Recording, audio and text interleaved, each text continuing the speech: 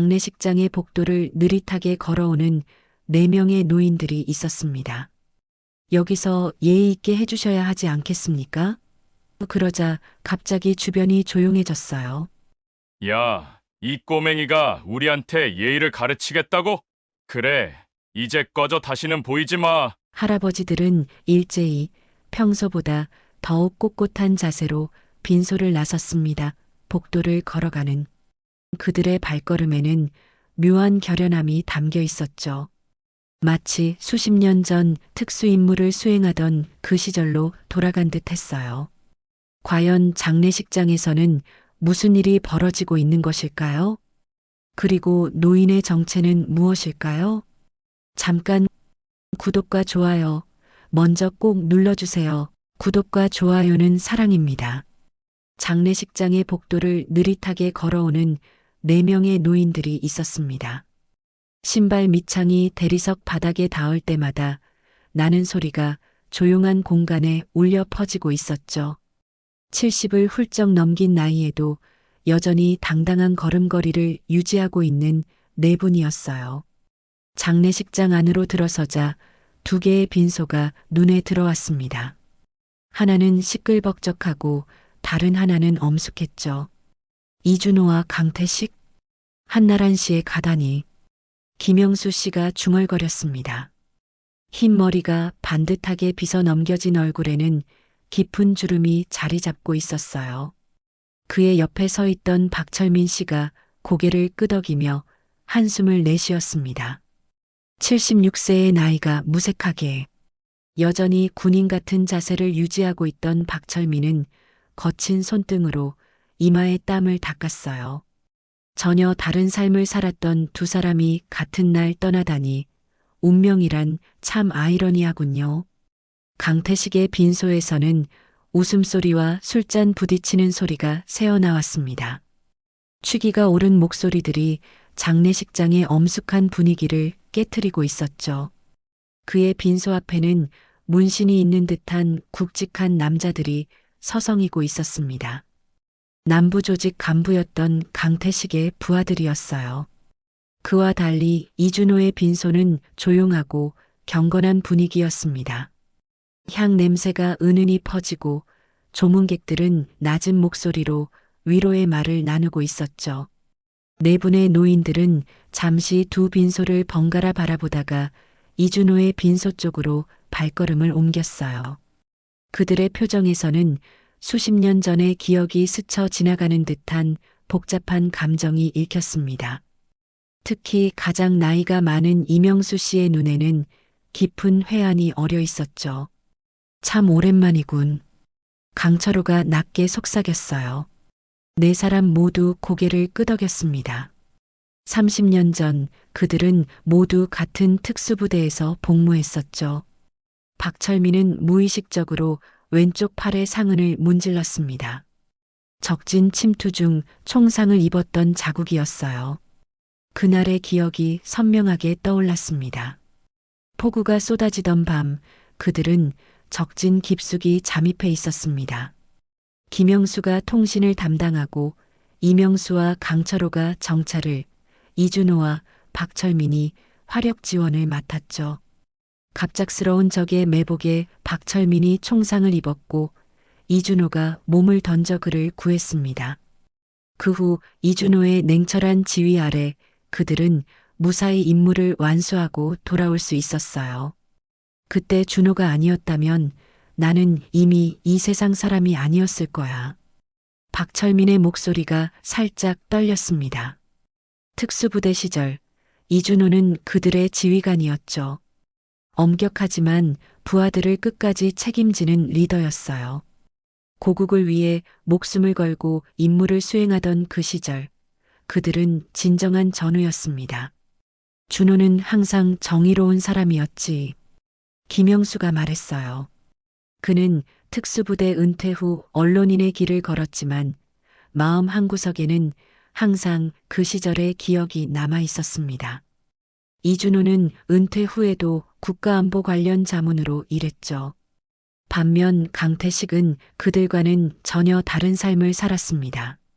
범죄 조직의 두목으로 성장해 남부 지역의 실세가 되었지만 그의 손에는 수많은 사람들의 고통이 묻어 있었어요.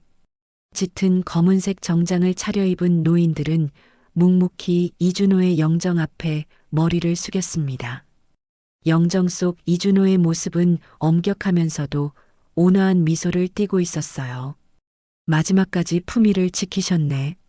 강철호 씨가 낮은 목소리로 말했어요. 그의 눈가에는 잔잔한 슬픔이 맴돌고 있었습니다. 은퇴 후 검사로 변신했던 강철호는 이준호와 자주 연락하며 지냈었죠. 정의를 위해 각자의 자리에서 싸우는 동지였습니다. 강철호의 주름진 손이 살짝 떨렸어요. 세월이 가져다 준 노화의 흔적이었지만 그의 눈빛만은 여전히 날카로웠습니다. 내부는 조문을 마치고 빈소 한쪽에 자리를 잡았죠. 그들은 별다른 대화 없이 각자의 생각에 잠겨 있었습니다. 오랜 세월 동안 보지 못했던 얼굴들이었지만 이준호의 장례식에서 다시 만난 그들 사이에는 묘한 유대감이 흐르고 있었어요. 그때 키가 크고 단정한 차림의 젊은 남자가 빈소로 들어와 절을 올렸습니다. 30대 중반으로 보이는 그는 깊은 슬픔에 잠긴 얼굴이었지만 의연한 태도를 유지하고 있었어요. 이재호, 이준호의 손자로군. 이명수 씨가 작은 목소리로 말했어요. 그의 말에 다른 세 사람도 고개를 들어 젊은 남자를 바라보았습니다.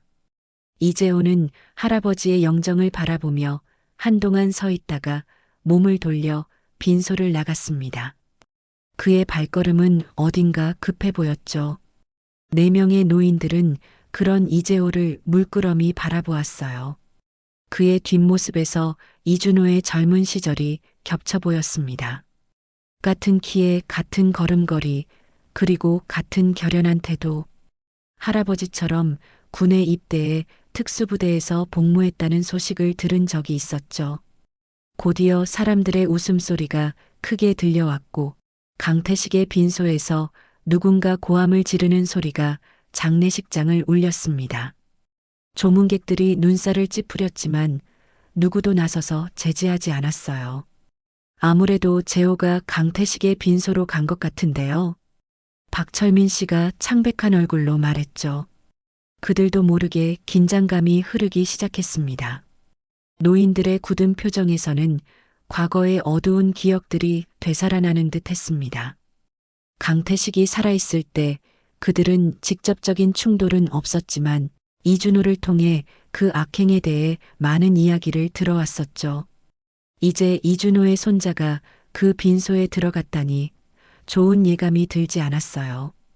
강태식의 빈소 앞에 선 이재호는 입구에서 들리는 시끄러운 소리에 잠시 망설였습니다. 문을 열고 들어서자 술에 취한 사람들이 큰 소리로 웃고 떠드는 광경이 눈에 들어왔어요. 검은 정장 사이로 보이는 문신과 거친 목소리들은 이곳이 장례식장이 아닌 술집 같은 분위기를 자아내고 있었습니다. 이재호는 심호흡을 한 뒤 빈소 안으로 들어갔죠. 그의 할아버지 이준호 장군은 늘 말씀하셨습니다. 예의는 약자를 위한 것이 아니라 강자가 지켜야 할 의무다. 이재호는 그 말을 되새기며 조문객들 사이를 지나 중앙으로 걸어갔어요. 도박칩을 쌓아놓고 있던 남자들이 그를 힐끗 쳐다보았지만 아무도 신경 쓰지 않았습니다. 여기서 예의 있게 해주셔야 하지 않겠습니까? 이재호가 조심스럽게 말을 꺼냈습니다. 그러자 갑자기 주변이 조용해졌어요. 모든 시선이 그에게 집중되었죠. 대머리에 목에 용 문신이 그려진 중년 남자가 천천히 일어났습니다. 뭐라고? 여긴 우리가 주인인데. 그의 눈이 충혈되어 있었어요. 손에는 반쯤 비워진 소주잔을 들고 있었습니다. 곧이어 다른 사람들도 한마디씩 거들기 시작했어요. 이준호 손자인가? 여기까지 와서 훈수 두지 말고 꺼져. 이재호의 얼굴이 붉게 물들었지만 그는 최대한 침착함을 유지하려 했죠. 특수부대 훈련을 받았던 그였지만 여기서 싸움을 벌이는 것은 할아버지의 명예를 더럽히는 일이라 생각했습니다. 다른 빈소에도 조문객들이 있습니다. 소란스러우면 다른 유족분들께 누가 될 수 있어요. 이재호의 말은 취한 사람들에게는 그저 귀찮은 잔소리로 들렸나 봅니다. 오히려 그들은 더 크게 웃으며 조롱했어요. 한 남자가 술병을 들어 바닥에 내동댕이 쳤고 깨진 유리 조각이 이재호의 발치로 튀었습니다. 야, 이 꼬맹이가 우리한테 예의를 가르치겠다고? 키가 큰 남자가 일어나 이재호에게 다가왔어요. 그는 술 냄새를 풍기며 이재호의 어깨를 거칠게 밀쳤습니다. 이재호는 뒤로 비틀거리며 한 걸음 물러섰어요. 머릿속으로는 할아버지가 가르쳐준 제압 기술이 떠올랐지만 그는 자제했습니다. 이재호의 머릿속에 특수부대 훈련 장면이 스쳐 지나갔어요. 할아버지 이준호의 지도 아래 그는 극한의 훈련을 견뎌냈었죠. 진흙탕에서 몸을 뒹굴며 철조망을 기어가던 기억, 밤새 산을 오르내리며 지구력을 키웠던 시간들. 그리고 할아버지의 단호한 목소리가 들려왔습니다. 힘은 약자를 지키기 위해 쓰는 것이지 과시하기 위한 게 아니다. 이재호는 깊게 심호흡했어요. 그리고 다시 한번 시도했습니다. 제발 예의를 지켜주십시오. 여긴 장례식장입니다. 이재호의 목소리가 약간 떨렸지만 그는 물러서지 않았어요. 그러자 주변의 사람들이 모두 일어나 그를 둘러쌌습니다. 그들의 눈빛은 위협적이었죠. 한 남자가 재떨이를 집어들었고 다른 이는 주머니에 손을 넣은 채 이재호를 노려보았어요. 이봐, 내 할아버지나 잘 보내. 여기서 설치지 말고. 용 문신의 남자가 이재호의 가슴을 손가락으로 찌르며 말했어요. 다른 사람들도 그를 밀치기 시작했습니다. 이재호는 몸을 바로 세우려 했지만 사방에서 밀려오는 힘에 비틀거렸죠. 너희 깡패 같은 놈들이 어떻게 이준호 장군님과 같은 날 떠날 수 있지? 맞은편에서 키 작은 남자가 소리쳤어요. 그의 말에 분위기가 더욱 험악해졌습니다. 누군가 이재호의 멱살을 잡았고 그는 자신의 손을 들어 그것을 떼어냈죠. 순간 할아버지와 함께 연습했던 호신술이 몸에서 반응했습니다. 결국 이재호는 더 이상 맞설 수 없다는 것을 깨달았어요. 온몸에 무력감이 밀려왔습니다. 싸움을 일으켜 장례식장을 더 혼란스럽게 만드는 것은 이준호 장군이 원하는 바가 아니었을 테니까요. 내가 잘못했습니다. 방해해서 죄송합니다. 이재호는 낮은 목소리로 말했어요. 대머리 남자가 그의 머리카락을 놓아주었죠. 그래, 이제 꺼져. 다시는 보이지 마. 이재호는 천천히 일어났어요. 그의 정장은 구겨졌고 입가에서는 피가 흘러내리고 있었습니다. 하지만 그는 고개를 꼿꼿이 들고 빈소를 나갔죠. 복도에 선 이재호는 주먹을 꽉 쥐었습니다. 분노와 수치심이 뒤섞인 감정이 가슴속에서 소용돌이쳤어요. 이준호의 빈소로 돌아온 이재호의 얼굴은 창백했습니다. 그의 떨리는 어깨와 구겨진 정장, 입가에 맺힌 핏자국이 무슨 일이 있었는지 말해주고 있었어요. 4명의 노인들은 그를 유심히 바라봤습니다. 이재호는 아무 말 없이 빈소 한쪽에 앉았고 그의 주먹이 심하게 떨리는 것이 보였어요. 재호야, 무슨 일 있었니? 김영수 씨가 다가가 부드럽게 물었습니다. 그의 눈빛은 이미 무슨 일이 있었는지 짐작하고 있는 듯 했어요. 이재호는 고개를 저으며 괜찮다고 했지만 그의 눈빛에서 수치심이 읽혔죠. 결국 한참 후 그는 강태식의 빈소에서 있었던 일을 털어놓았습니다. 할아버지라면 그런 상황에서도 품위를 지키셨을 텐데. 저는 이재호의 목소리가 떨렸어요. 그의 말에 4명의 노인들은 서로 눈빛을 교환했습니다.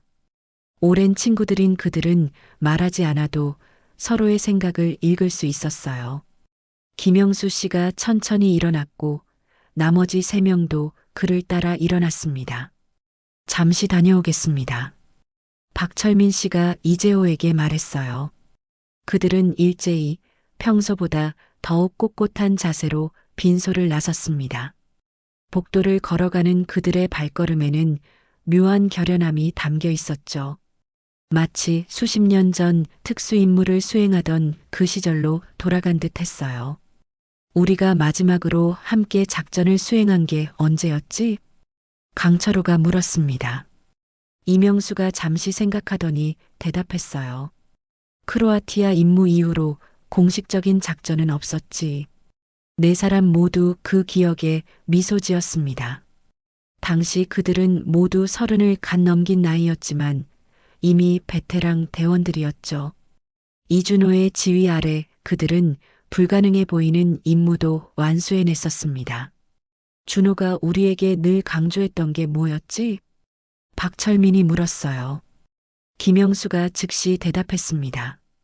정의는 지키는 것이 아니라 실천하는 것이다. 4사람은 고개를 끄덕였어요. 강태식의 빈소에 도착했을 때도 여전히 시끄러운 소리가 새어나왔습니다. 그들은 잠시 서로를 바라본 후 문을 열고 들어갔어요. 그들이 들어서자 잠시 빈소 안이 조용해졌습니다. 하지만 곧 다시 웃음소리와 술잔 부딪히는 소리가 이어졌죠. 여기서 좀 조용히 하시죠. 이제는 다른 사람들도 와서 예의를 지키고 있습니다. 김영수 씨가 침착하게 말했어요. 그러자 강태식의 측근들은 눈을 치켜뜨며 그들을 바라봤습니다. 대머리 남자가 일어나 앞으로 걸어 나왔어요. 이게 뭐냐? 늙은 놈들이 어디서 나대는 거야? 그가 비웃으며 말했죠. 그러자 박철민 씨가 한 걸음 앞으로 나섰습니다. 그의 눈빛이 갑자기 날카로워졌어요.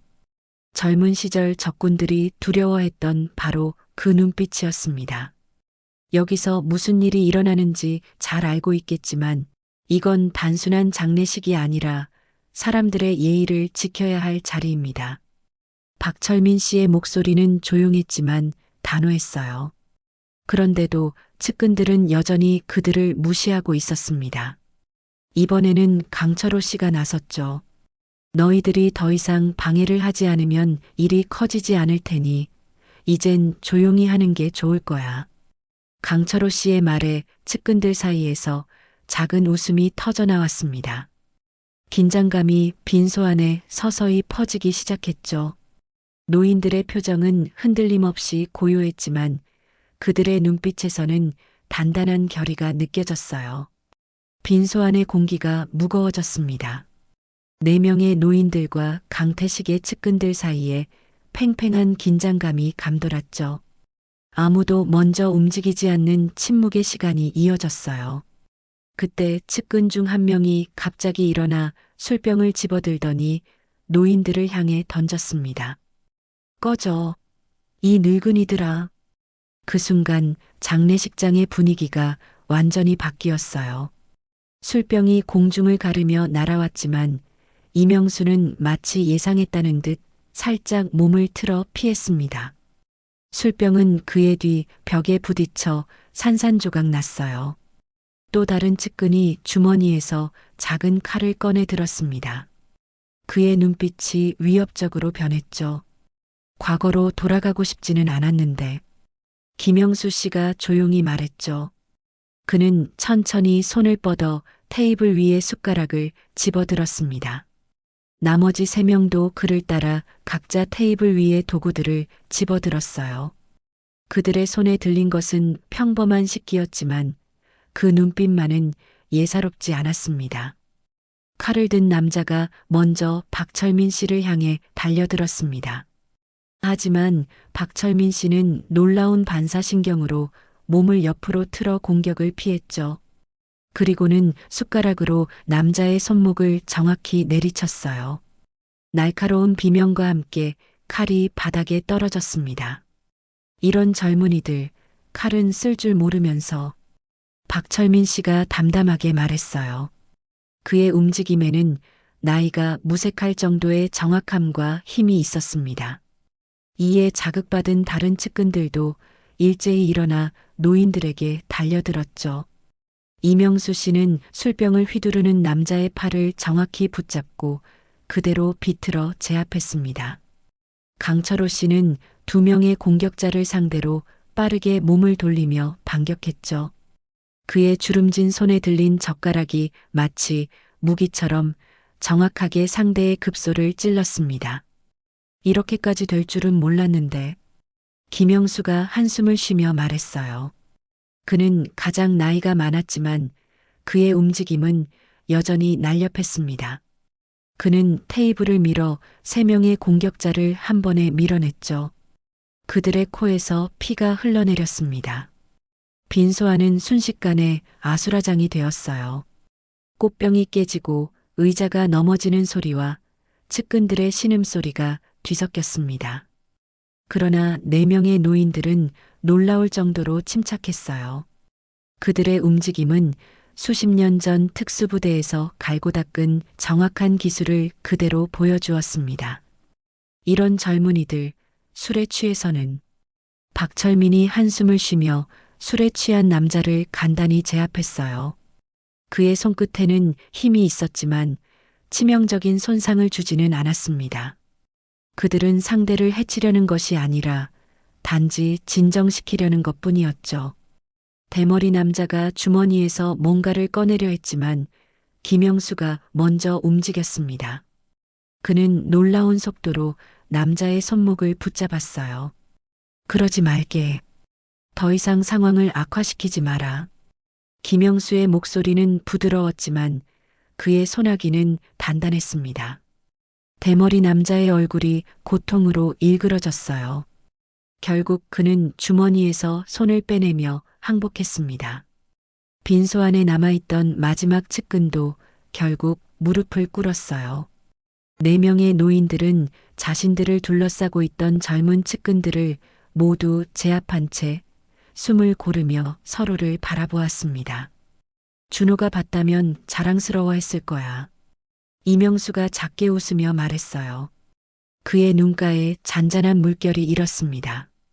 오랜만에 함께 싸운 전우들을 바라보는 그의 표정에는 뭔가 그리움이 담겨 있었죠. 자, 이제 조용히 장례를 치르는 건 어떨까? 강철호가 차분하게 말했어요. 그의 말에 바닥에 쓰러진 측근들은 아무 대답도 하지 못했습니다. 다만 몇몇은 고개를 끄덕이며 항복의 의사를 표시했죠. 바로 그때 빈소문이 열리며 경찰들이 들어왔습니다. 신고를 받고 출동한 듯 했어요. 경찰들은 아수라장이 된 빈소안을 바라보며 놀란 표정을 감추지 못했습니다. 여기서 무슨 일이 있었던 겁니까? 젊은 경찰관이 물었어요. 네 명의 노인들은 담담하게 그들을 바라보았습니다. 김영수가 앞으로 나서며 말했죠. 조금 시끄러워서 조용히 해달라고 했을 뿐입니다. 경관님. 이게 그냥 조용히 해달라고 한 모습으로 보입니까? 경찰은 빈소 안의 상황을 둘러보며 말했습니다. 쓰러진 사람들과 깨진 유리 조각들, 엉망이 된 빈소를 보니 그저 조용히 해달라는 말로 설명하기엔 무리가 있었죠. 경찰은 네 명의 노인들에게 다가갔어요. 성함이 어떻게 되십니까?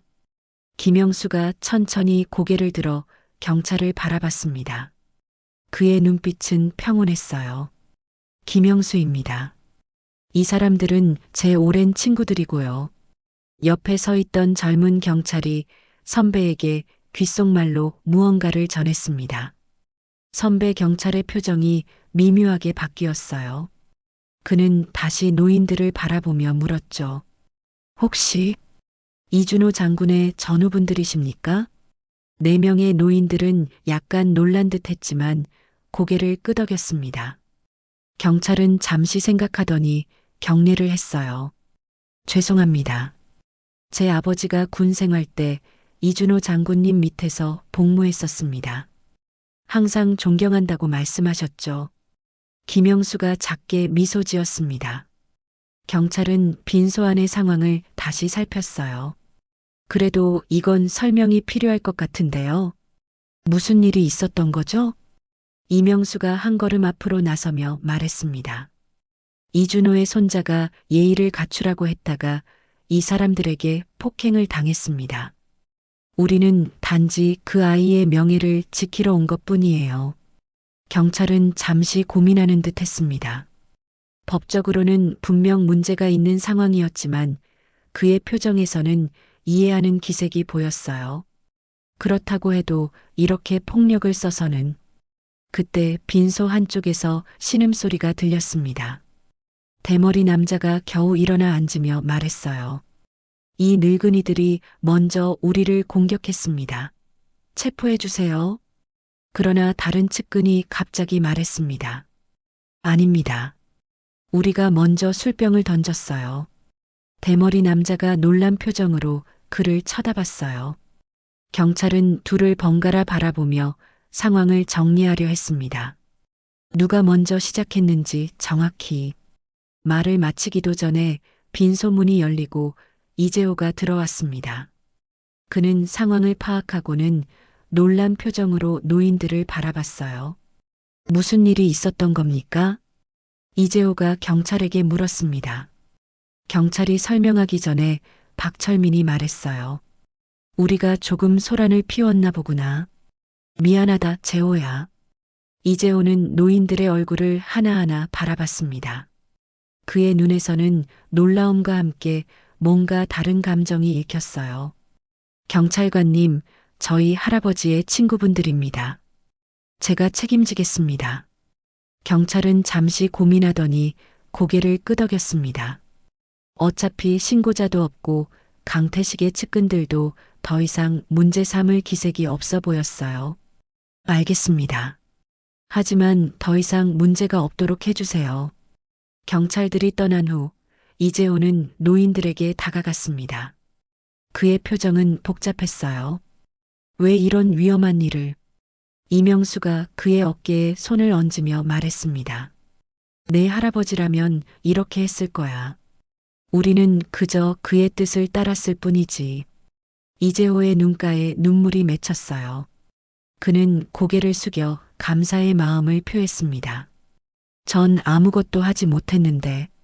김영수가 따뜻한 미소로 말했어요. 내가 혼자 하려 했기 때문이야. 내 할아버지는 항상 말했잖니. 진정한 힘은 함께할 때 나온다고. 이재호는 고개를 들었습니다. 그의 눈에 이제 결의가 담겨 있었어요. 강태식의 측근들은 조용히 빈소를 정리하기 시작했습니다. 더 이상 시끄러운 소리도 무례한 행동도 없었죠. 노인들은 서로를 바라보며 옅은 미소를 지었습니다. 그들은 마지막으로 이준호를 위해 함께 싸웠고 승리했어요. 장례식이 끝나고 사람들이 하나둘 자리를 떠나기 시작했습니다. 이준호의 빈소에는 마지막 조문객들만이 남아 있었어요. 4명의 노인들은 조용히 앉아 영정 사진을 바라보고 있었습니다. 그들의 얼굴에는 깊은 회한과 함께 평온함이 깃들어 있었죠. 마지막까지 우리를 싸우게 하는구먼, 준호야. 김영수가 웃으며 말했어요. 그의 눈가에는 주름이 깊게 패였습니다. 다른 3사람도 미소 지었죠. 그들에게 이준호는 단순한 전우 이상의 존재였습니다. 평생을 함께하며 서로의 삶에 깊은 영향을 미친 친구였어요. 그래도 마지막이 평온했으면 했을 텐데. 이명수가 한숨을 내쉬었습니다. 그의 눈에는 피로가 가득했어요. 나이가 들수록 싸움의 흔적은 더 오래 남는 법이었죠. 그때 이재호가 다가왔습니다. 선배님들, 정말 감사합니다. 할아버지는 항상 선배님들 이야기를 해주셨어요. 이재호는 깊이 고개를 숙였어요. 그의 목소리에는 진심 어린 존경심이 담겨 있었습니다. 노인들은 그런 이재호를 바라보며 이준호의 젊은 시절 모습을 떠올렸죠. 내 할아버지는 우리 모두의 스승이었단다. 강철호가 말했어요. 그는 주머니에서 작은 배지를 꺼내 이재호에게 건넸습니다. 특수부대 시절 사용하던 것이었죠. 이건 이재호가 놀란 눈으로 배지를 바라봤어요. 그 배지는 특수부대원들만이 가지고 있는 것으로 그들의 헌신과 용기를 상징했습니다.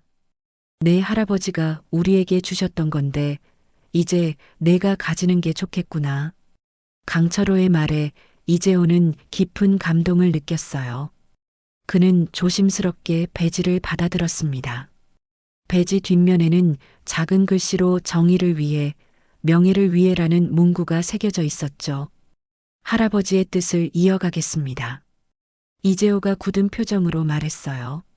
그의 눈빛에는 결연한 의지가 담겨 있었습니다. 노인들은 만족스러운 표정으로 고개를 끄덕였죠. 우리가 지켜온 것들을 이제 너희 세대가 지켜나가야 한다. 박철민이 말했어요. 그의 목소리는 낮았지만 강인했습니다. 이재호는 깊이 고개를 끄덕였죠. 장례식장 밖으로 나오자 따스한 봄 햇살이 그들을 반겼습니다. 노인들은 천천히 걸음을 옮겼어요. 그들의 발걸음은 느렸지만 그 안에는 여전히 단단한 의지가 담겨 있었습니다. 이제 우리도 갈 날이 얼마 남지 않았구먼. 이명수가 하늘을 바라보며 말했어요. 하지만 그의 목소리에는 두려움이 아닌 평온함이 깃들어 있었습니다. 그래도 우린 후회 없이 살았으니 괜찮지 않을까? 김영수가 웃으며 대답했어요. 다른 세 사람도 미소 지었습니다. 그들은 자신들의 삶을 돌아보며 만족감을 느꼈죠. 젊은 시절부터 지금까지 그들은 항상 옳은 일을 위해 살아왔습니다. 이재호는 조금 떨어진 곳에서 그들을 바라보았어요. 그의 눈에는 존경심과 함께 결의가 담겨 있었습니다. 할아버지와 그의 전우들이 지켜온 가치를 이제 자신이 이어가야 한다는 책임감을 느꼈죠. 아버지, 할아버지가 남기신 길을 제가 계속 걸어가겠습니다. 이재호는 마음속으로 다짐했어요. 그리고 4명의 노인들에게 다가갔습니다. 선배님들, 저희 집에 가셔서 식사라도 하시죠. 노인들은 서로 눈빛을 교환했어요. 그리고 고개를 끄덕였습니다. 그들은 천천히 걸음을 옮겼죠. 햇살 속에서 그들의 실루엣은 길게 늘어졌지만 여전히 강인해 보였습니다. 이준호는 떠났지만 그가 남긴 정신은 이재호와 노인들의 마음속에 살아 숨쉬고 있었어요. 그들이 걸어가는 길은 비록 느리고 힘들더라도 언제나 정의와 명예를 향해 있을 것입니다. 그것이 바로 이준호가 그들에게 남긴 가장 큰 유산이었죠.